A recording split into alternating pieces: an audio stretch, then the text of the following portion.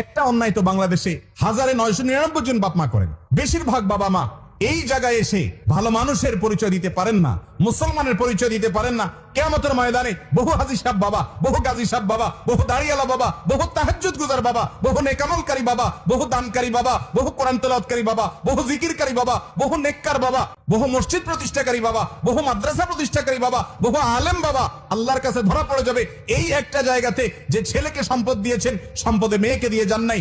নিজে যে জীবিত থাকতে অন্যায় করে গেছেন, সেটা হলো সম্পদ থেকে মেয়েকে বঞ্চিত করা। মনে করে যে মেয়েকে দিলে লাভ কি, এটা তো পরের বাড়িতে চলে যাবে, ঠিক না? অথচ আল্লাহ রাব্বুল আলামিন বলেছেন, আবাউকুম ওয়া আবনাউকুম লা তাদরুনা আইয়ুহুম আকরাবু লাকুম নাফা। তোমাদের সন্তান, তোমাদের পিতামাতা কে তোমাদের কত বেশি উপকারে আসবে তোমরা জানো না। আল্লাহ তাআলা যে সম্পদে ভাগ দিয়েছেন, সেই ভাগ অনুযায়ী সবাইকে দিয়ে দিবে। ফরিদাতুম মিনাল্লাহ, এটা আল্লাহর পক্ষ থেকে নির্ধারণ করা, আল্লাহ নির্ধারণ।